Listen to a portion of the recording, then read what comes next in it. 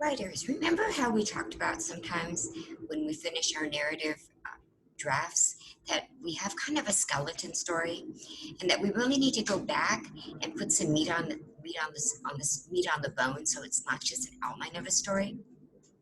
Well, one of the ways we can do this is to go back and revise and develop our story a little bit more. So one thing that we can use, a tool that we can use to help us do this, is to go back and use our narrative writing checklist. So here it is. And just to remind you, this is in your Schoology writing folder. So I have a piece of the narrative writing checklist, and this is the development section. I have the second grade and third grade. The reason that we're going to focus on the second grade skills, but if you feel that you fulfilled these and you want to push yourself, then you can go back and you can try to meet some of the third grade suggestions. So one of the things that we can do to develop our story is to bring our characters to life. And the way we do that is we add details. So that's that bit by bit writing that we include. We add dialogues to bring our characters, we get to know our characters and they come to life. And we want to use actions, meaning that we want to show, not tell. So if our characters are feeling sad, we don't want to say, and he was sad. We want to maybe show with actions like tears are dripping down their cheeks and their tummy hurt. The other thing we can do is we can choose strong words that put a picture in our story and a picture in our reader's mind. So these are those juicy words that we like to use, the ones that we find in some of the books that we read, and we put them on our word wall to use later. These are words that are very descriptive, and they show our reader exactly what we're thinking. So we're going to go back and we're going to look at one of our mentor texts, Jabari Jumps, because this author does a really good job of this. So let me go here, and I want to be able to annotate here. So this is Jabari Jumps, and on the very first page, the author begins with dialogue. It says, "I'm jumping off the diving board today," Jabari told his dad. "Really?" said his dad. So right away, we kind of get to know Jabari. We know he's feeling confident, he's excited, he's going to go jump off the diving board just because he used some dialogue here.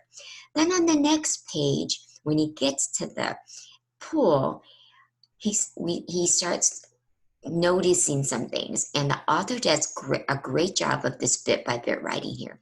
She says that Jabari watched the other kids climb, and she puts her the long ladder. So by using that word long, you're kind of just imagining that it looks so big to him. And then they walked all the way to the end of the board, and she says, as big as tiny bugs. So now she's using the comparison so you can see the size. Then they stood on the edge. They spread their arms and they bent their knees and sprang up, up, up. And then they dove down, down, down, splash. She even used some sound here. So here the author has slowed down, giving you the tiny bits of information of them spreading their arms and bending their knees and then jumping up so that we can really picture that in our mind. So I was wondering if you could help me, because I started a new story and I want to improve it. So my story is about Ollie, and this is my first chapter. And I want to see if I can put a little bit more, develop it a little bit more.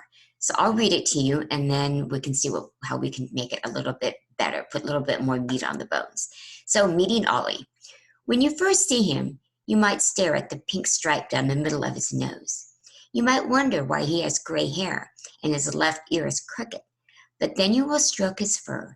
He will snuggle into the side of your leg. You have just met Ollie. So when I read this, I think there's some things that I did really well. Like I like this pink stripe down the middle of his nose. I think that puts a picture in my reader's mind. I like that I described his hair, that it's gray, and that his left ear is crooked, kind of makes him look kind of like a goofy dog. And then I did put that you'd stroke his fur, but one thing I didn't include is that how soft his fur is. I like that I used the strong word snuggle, because then you know he's pushing into your body. He's just not standing by your side. But when I think about this, I have done some good things, but I think that I'm not really describing what it would be like to meet Ollie. When I think about that, when I think about it in my mind and picture it in my mind, there's some really unique things about Ollie. For example, Ollie is missing teeth. And when he lays down, the tip of his little pink tongue sticks out where the spaces, he has little, where the spaces are. And he's got these big brown eyes that look like he's wearing makeup. And when he wants you to pet him, he kind of looks up at you and tilts his head. It's so cute. And his fur feels like the silkiest fur anybody could ever feel. So I think I want to go back and I want to include some of these things. Now I went ahead and let me see if I can get this moving again here. Get rid of the annotate. And I included these revisions, and I want you to see what you think of what I've added. So I wanted to make sure I included those parts. So now I'll read it to you. When you first see him, you might stare at the pink stripe down the middle of his nose. You might wonder why he has gray hair and his left ear is crooked. You might notice he is missing teeth, and the tip of his tiny pink tongue sticks out between the spaces. But then you will stroke his fur. He will tilt his head and look up at you with his big brown eyes and snuggle into the side of your leg. You will feel his soft, silky fur and the beat of his warm heart, and you will say to yourself, he is really cute. I like him. You have just met Ollie. So what I've done is I highlighted the things in yellow that I've added, and I think I like that I included the details of his missing teeth and the tip of his tongue. I think this is really putting a much better picture in my reader's mind of what it's like to meet Ollie. I like that I explained the silky fur and the beat of his warm heart. And I really wanted to include some dialogue, but I don't have a character in my story to talk to. So what I did instead was I just put kind of like a thinking dialogue about what somebody would think when they saw him. And that's where I added that he is really cute. I like him. I put that in quotation marks. I also decided that it would be nice to include a picture of Ollie. So and then because I have a picture, I also included a caption, because we always want to explain any kind of photographs or diagrams that we use to our reader. So my caption is, Ollie looking at the toy he dropped on the floor. And then as a reminder, we always want to give credit to where the photographs, we retrieve the photographs. This happens to be my personal collection, so I have Images Personal Collection.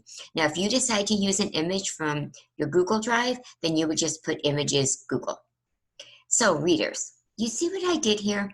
I read my rough draft and I realized I needed to make it a little meatier. I thought in my head, what is it that I really wanted my reader to picture? I thought about the details. I went back, I included those details, and then I even added some dialogue and I added a photograph. So when you go back today and you read your rough draft, I would like you to think about these things too. What is it you really want to picture in your reader's mind? What kind of details could you include? Could you add some dialogue? What kind of words did you use that would really put the picture you want your reader to see in their mind?